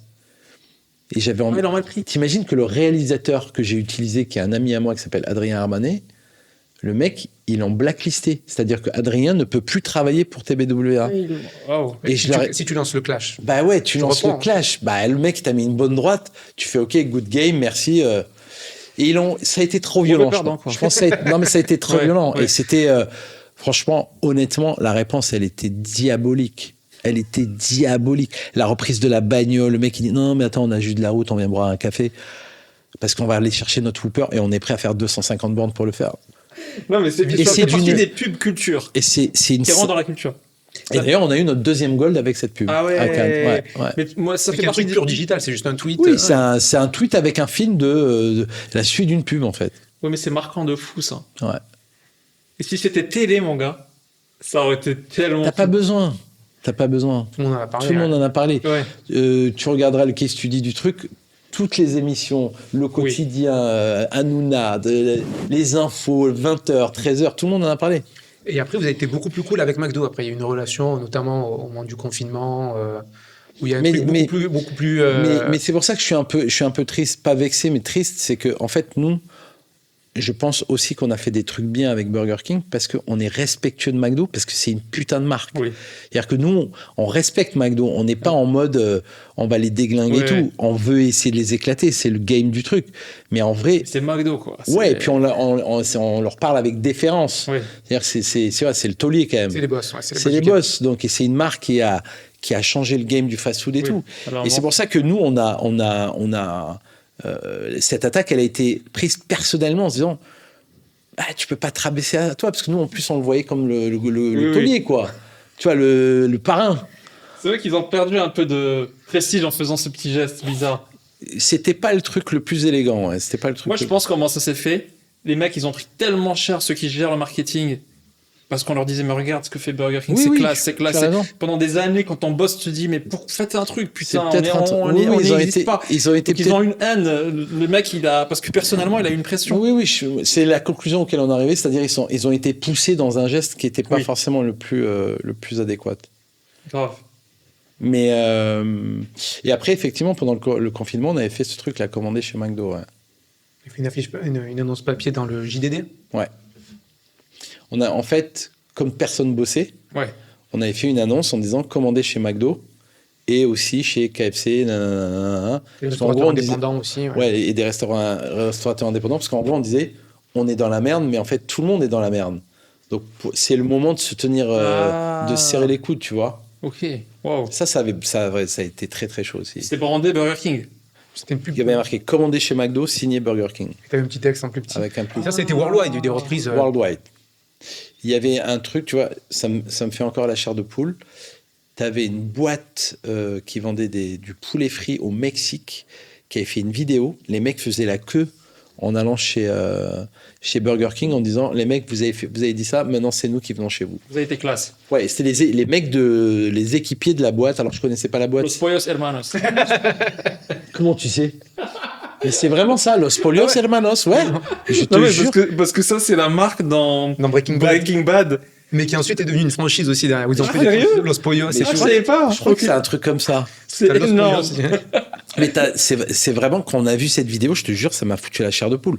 Je me Oui. suis dit, t'imagines les mecs à l'autre bout du monde. L'impact. C'est une annonce dans le JDD. Dans le Ça a démarré comme ça. Ouais, c'est une Ok. annonce, une pleine page dans le JDD. Fond blanc, juste du texte. 10 000 balles. Wow. Tu vois, ça a coûté 10 000 euros. Et c'est arrivé au Mexique, quoi. Et après, mais Toutes les marques ont repris. toutes les marques dans le monde entier. Avis avec Hertz. Tu vois, c'était genre tout le monde a repris ce truc à mouvement mondial. Ah ouais, je connaissais pas du tout ça. Hein. Ça, c'est beau. Ça, c'est beau aussi quand tu fais ça. Ouais. Ouais, c'est un kiff. Et parfois, je regarde tout ce que vous avez fait et je regarde un peu les pubs style. Tu vois, quand tu dis par exemple Ouais. Legal Place, on est une boîte relou et tout. Mais tu vois, cet exemple-là, c'est pas gaulerie. C'est pas rigolo. C'est ça tout. En fait, c'est comment tu persuades les gens que t'es une marque intéressante. Donc là, c'est pas de l'humour. C'est pas forcément de l'humour, ouais. C'est ça Non, que tu dis. bien sûr que non. Ouais, c'est peut-être chaque marque a des émotions qui sont peut-être plus. Mais comme dans la vie, c'est Ouais. comme quand tu vas au Cinoche. Quand tu vas au Cinoche, t'as des films qui t'envoient péter tellement loin. Quand tu sors du Cinoche, tu vois, il y a des films, c'est ça qui est génial, par exemple, au cinéma. T'as des films dégueulasses qui sont pas cool. Tu dis, putain, ils m'ont baisé, j'ai claqué 20 balles, c'était vraiment nul. Et puis t'as des mecs, quand tu sors du film, tu dis, mais j'aurais pu payer même 1000 balles tellement j'ai kiffé. Parce que tu vois, tu sors de là, t'es parti loin. Tu vois, c'est la puissance du Cinoche. Pour ça, c'est incroyable. Et par contre, ça souffre pas beaucoup de la médiocrité. C'est-à-dire que quand c'est pas terrible, t'es là devant le film, tu te fais chier. Et quand c'est sublime, par contre, c'est extraordinaire. Tu t'inspires beaucoup de cinéma ou pas? J'ai eu 2 enfants dernièrement, donc j'y vais de moins en moins, malheureusement. Mais merci. Mais ouais, j'adore le cinéma. Ouais. Moi, j'adore le cinéma par le truc, la façon dont ça peut me transporter. Ouais. Et le storytelling, parce que j'adore ça, évidemment. Parce que Ouais. quand un mec me raconte une belle histoire, qu'elle soit rigolote. Et justement, il n'y a jamais eu la tentation chez Buzzman d'aller sur de la fiction ou de faire des projets plus personnels, vu que là, à chaque fois, c'est en vrai de la commande sur du client, quoi. Ça a été dans l'ADN de départ de l'agence. Moi, je me suis dit, un jour, si je réussis, c'est que j'aurais fait un long métrage. Ah ouais. Et j'ai failli le faire parce que je l'ai proposé à Mythique. Et je lui aurais dit, comment dire, comédie romantique, ça marche de ouf. On ferait un film d'une histoire d'amour qui s'appellerait Mythique. Et c'est l'histoire, dans le début, commence sur Mythique. C'est trop ambitieux. Trop ambitieux pour la marque. Non, c'était c'était une histoire d'argent un peu, mais c'était les gens en face, ils n'ont pas compris que ça pouvait devenir un truc de ouf. C'est-à-dire qu'on aurait été les premiers à faire un film entier qui a une pub de 1h30. Donc maintenant, c'est commun, tu vois, Blackberry, Barbie. Le truc que tu dis, la Barbie et moi faire une pub, un long métrage s'appelle Mythique. En fait, c'est vieux comme le monde. 2 exemples. Vas-y. Le guide Michelin. Ouais. Grave. Mais c'est pas un long métrage, ça. Non, mais le guide Michelin, c'est une pub pour fou. Michelin. Ouais. En fait, les gens, ils On sont... oublie complètement. On oublie. Parce que c'est tellement loin, la gastronomie. Mais non, la gastronomie, et en fait, rappelle-toi, à la base, c'était pour les mecs qui roulaient, c'était pour les VRP qui roulaient et qui avaient donc Un guide pour savoir, avec leur carte, parce que je te vous rappelle quand même, il n'y a pas si longtemps, quand tu ouvrais une carte, tu te mettais sur le côté comme ça, tu regardais, tu te plantais et tout. C'était il n'y a pas si longtemps, il faut se rappeler de ça. Ouais, c'est vrai.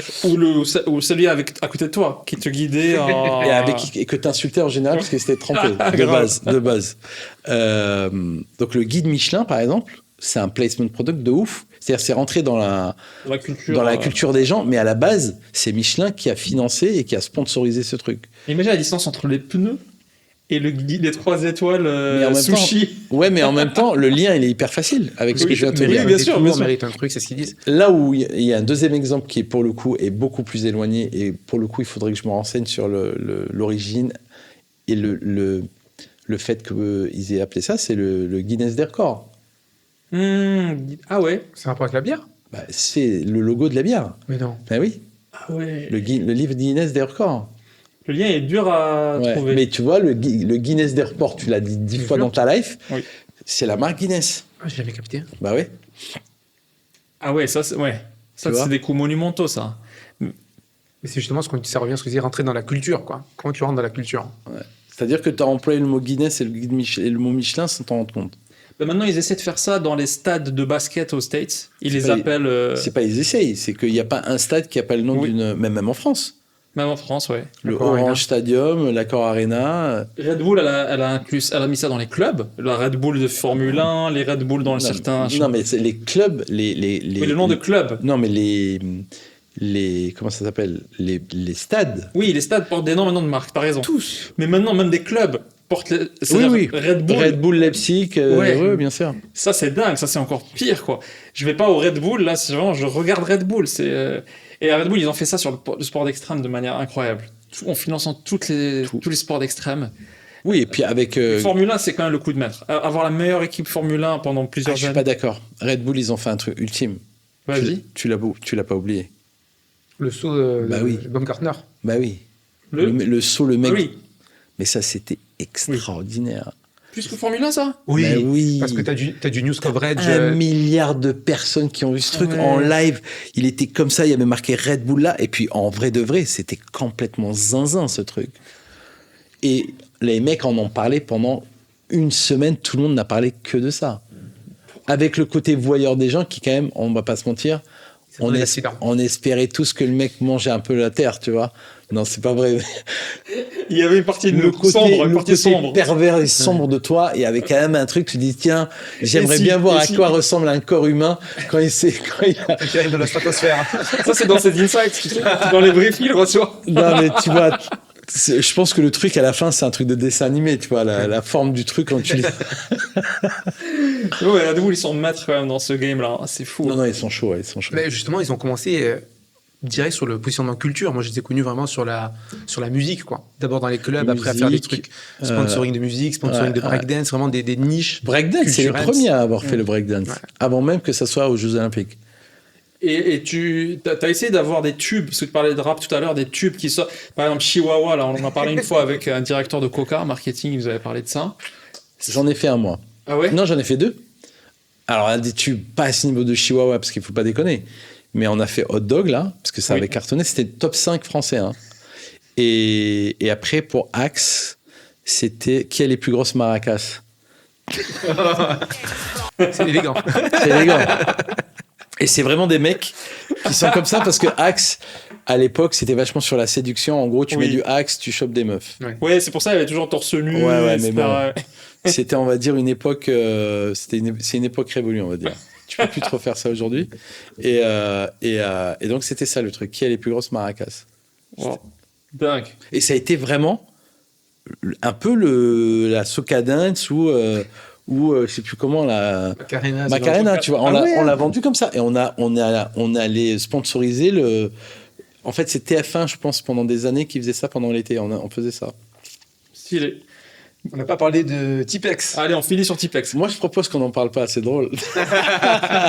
Ok. Les gens vont googliser si tu en parles. Non, alors moi, si on parle pas de Tipex, je veux juste un truc. Dis-moi. Vous faites Tipex, et si je me rappelle bien, genre 6 mois après, il y a Pharrell Williams qui refait un truc sur Tipex. Oui. Alors, est-ce que tu peux parler Ça, de ça c'est de plutôt? Serge de Mito, ça encore? Non, mais putain, mais en fait, c'est là où je me rends compte qu'il fait que des trucs avec des putains de rostas. On fait Tipex. Tipex, en gros, ils nous demandent de faire une pub. Pareil, ils n'ont pas trop d'argent. Et une équipe qui est toujours à l'agence, d'ailleurs, c'était des gens qui voulaient faire un stage chez moi.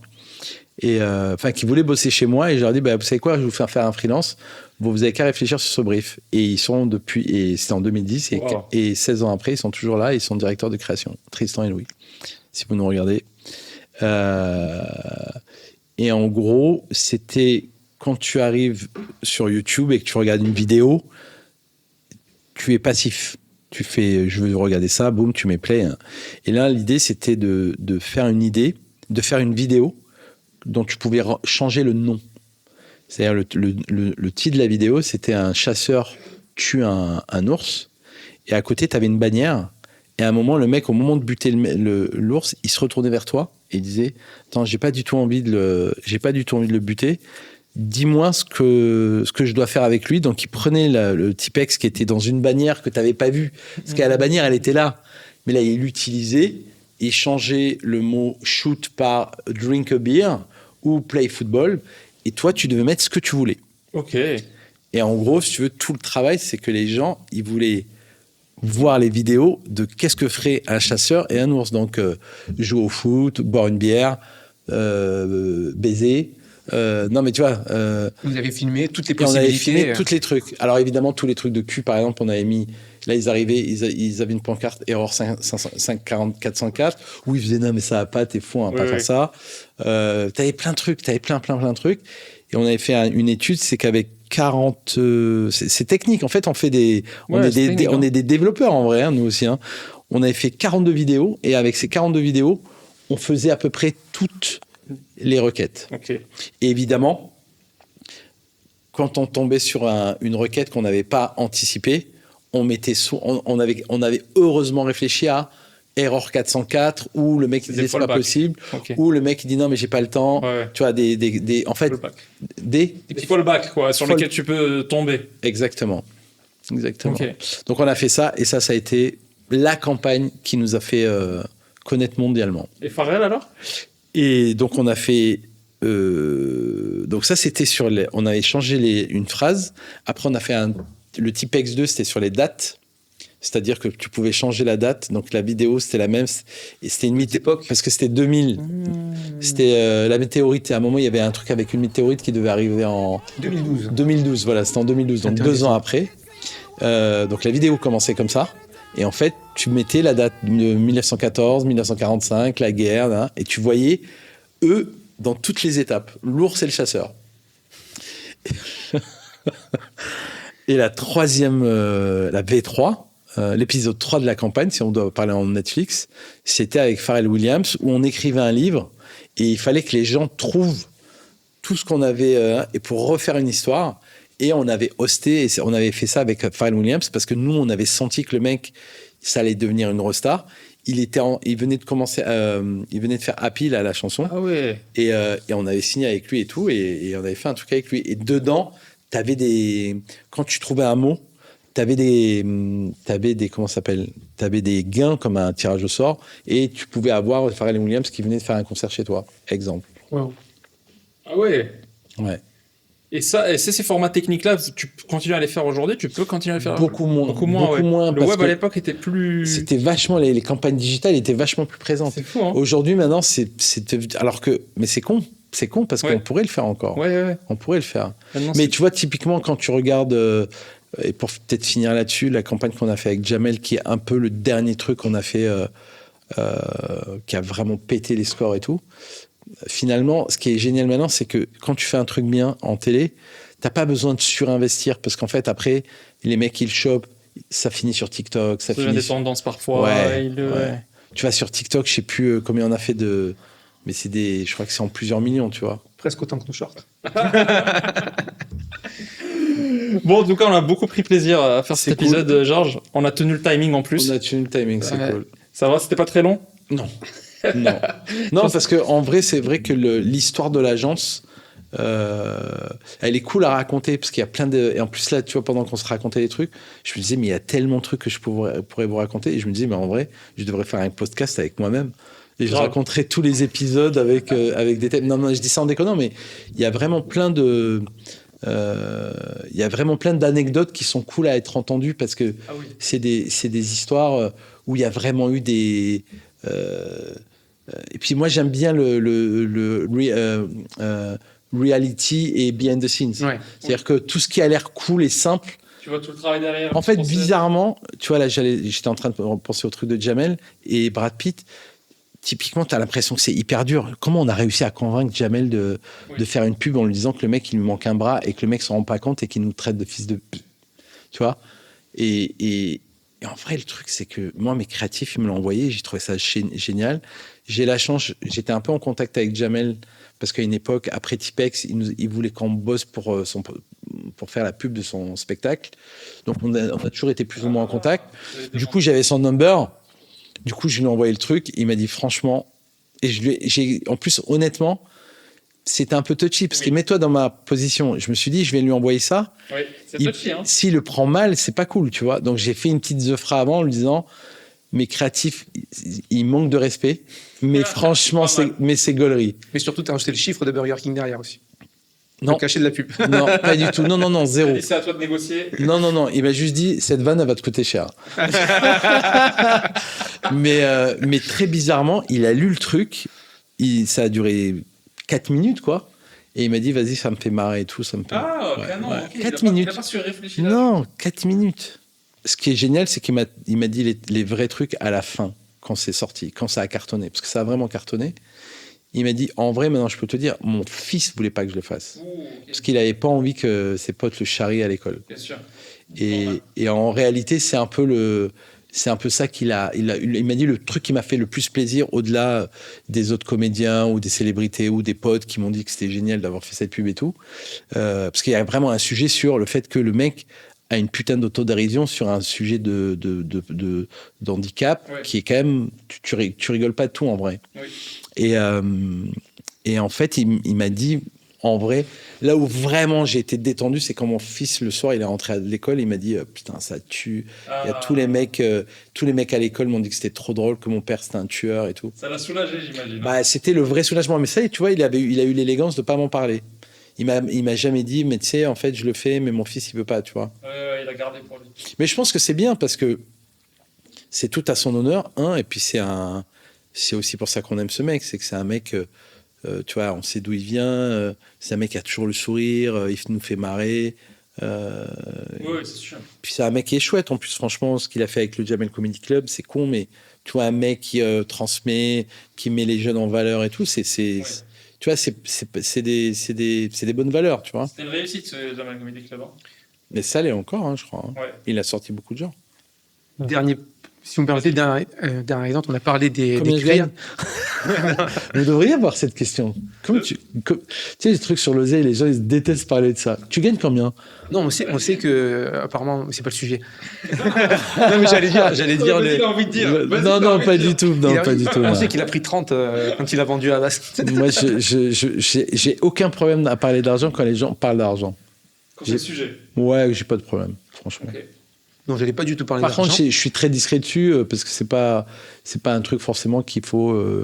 Tu vois, j'aime pas faire montre du fait que j'ai un peu d'argent et que oui, je gagne bien ma vie, tu vois. Alors justement, ma question, elle rejoignait sur ça, mais sur la valorisation et sur les équipes, sans parler d'argent. Ouais.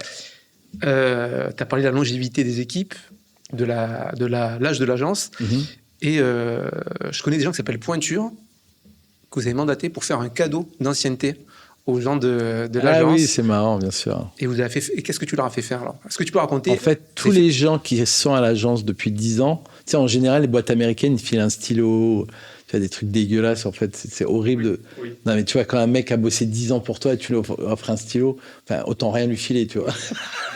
C'est quand même d'un certain mépris. Et en fait, c'est Julien Levilliens, notre CEO, qui connaissait ces mecs. Et un jour, il arrive, il avait des pompes personnalisées, des Nike trop belles et tout. Et il m'a dit, putain, je peux avoir les mecs pour le faire et tout. Ça coûte un peu d'argent de le faire. Et on s'est dit, quand les mecs sont là pendant 10 ans dans la boîte, on leur offrira ça. Et donc, c'est eux qui choisissent la matière, le logo. Ils doivent mettre le logo de Buzzman dedans, leur date d'arrivée. Et par contre, ça leur donne un laisser-passer, enfin ça leur donne un privilège, le fait que quand ils ont ces pompes dans les soirées, ils font pas la queue au bar et ils font pas la queue aux chiottes. C'est-à-dire que quand tout le monde est bourré et tout ça, et que en fait c'est un coup de fil. Ils montent leurs pieds comme ça. Voilà, ils font et donc les autres doivent les laisser passer parce que ça veut dire que ça fait 10 ans. C'est un ancien. C'est un ancien qui a une paire de chaussures qui montre que c'est un mec collector. Parce que moi, je veux que les gens, quand ils arrivent dans mon agence, enfin, chez eux... sentent quelque chose dans leur ventre. Non, je veux qu'ils se sentent chez eux, dans leur maison. Tu vois, ça n'a rien à voir avec avec des bureaux classiques. Non. C'était un plaisir, Jean. Merci à toi. Vous me devez 15 000 €, comme on a dit. Tu gagnes c'est pas cher.